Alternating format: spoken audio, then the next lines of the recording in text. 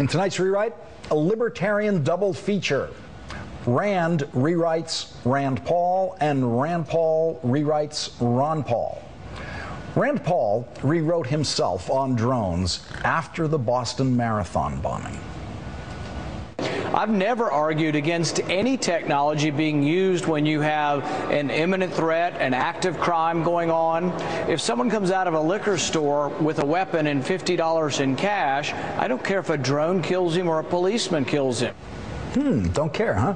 Here was Rand Paul on the Senate floor last month. No American should be killed by a drone on American soil without first being charged with a crime, without first being found to be guilty by a court.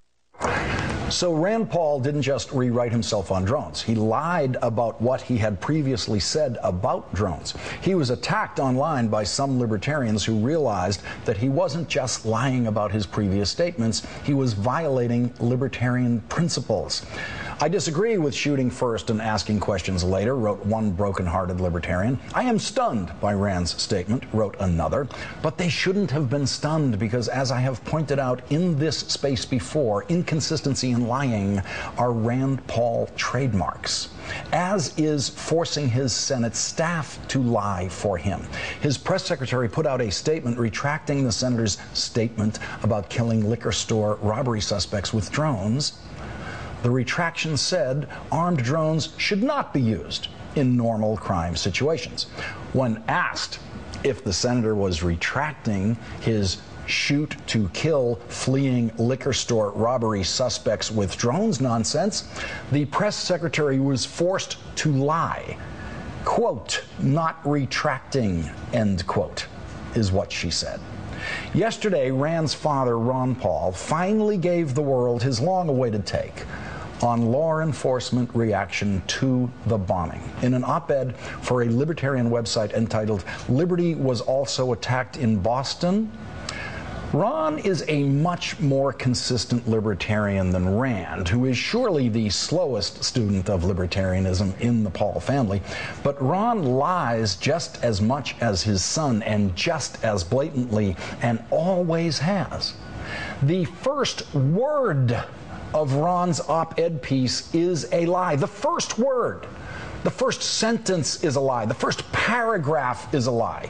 Let's count the lies in Ron's first paragraph.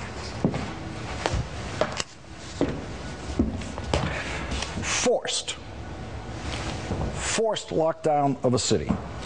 Now let's listen to the governor announcing the forced lockdown.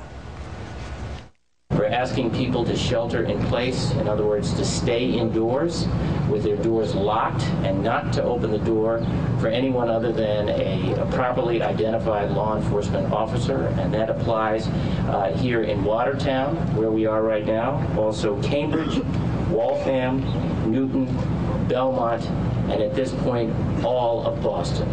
All of Boston. Did you get that? Forced?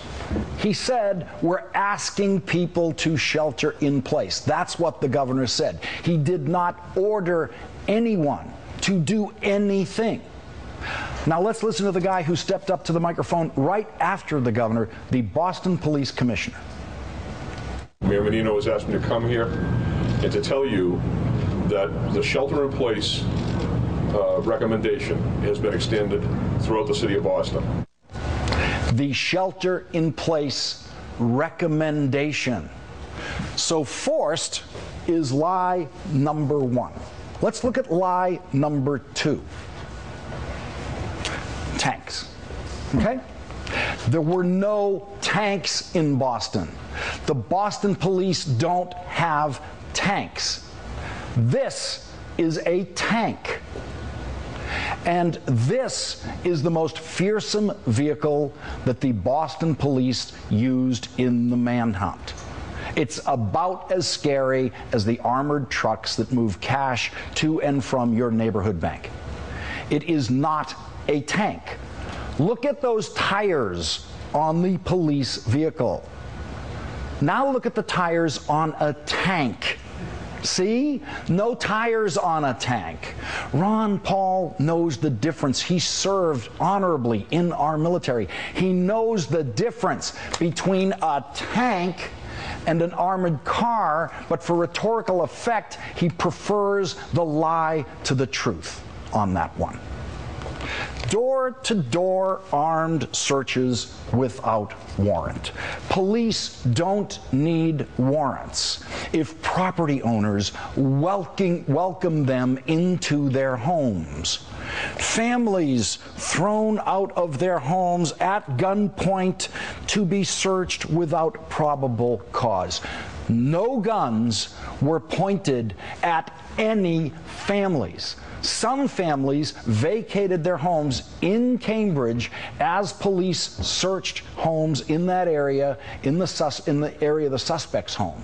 I was on the street in Cambridge then talking to the residents who were very glad to be out of their homes for the few hours it took the police to be sure that there were no more bombs in that area near the suspect's home, in or near the suspect's home.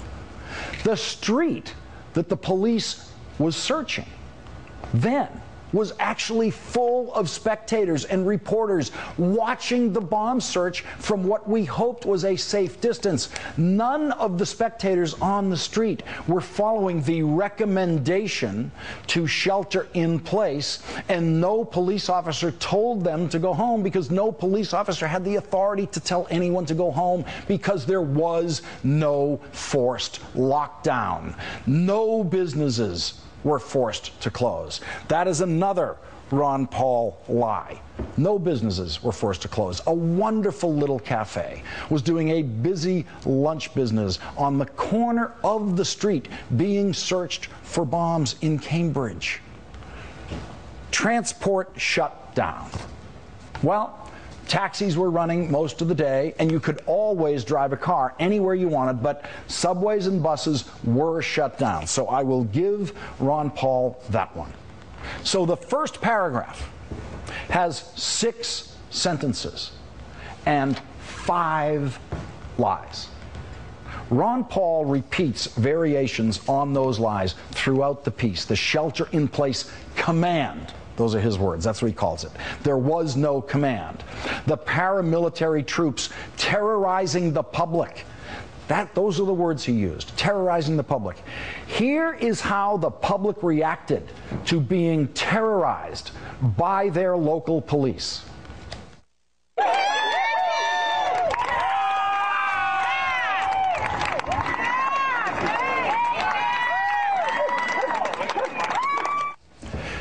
Paramilitary police riding in tanks and pointing automatic weapons at innocent citizens. That's what Ron Paul wrote. What a vile lie. There were no tanks and there were no police pointing their weapons at innocent citizens.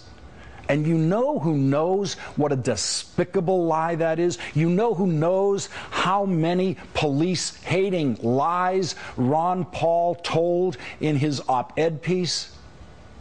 Rand Paul. Rand Paul knows. When he was issuing his retraction about supporting drone use in liquor store robberies, Rand Paul said this: "Fighting terrorism and capturing terrorists must be done while preserving our constitutional protections. This was demonstrated last week in Boston." I'm sorry, libertarians, honest libertarians. You deserve better spokesmen than Ron and Rand. But until you get better libertarian advocates, you're going to have to continue to endure paranoid, lying politicians in the Paul family.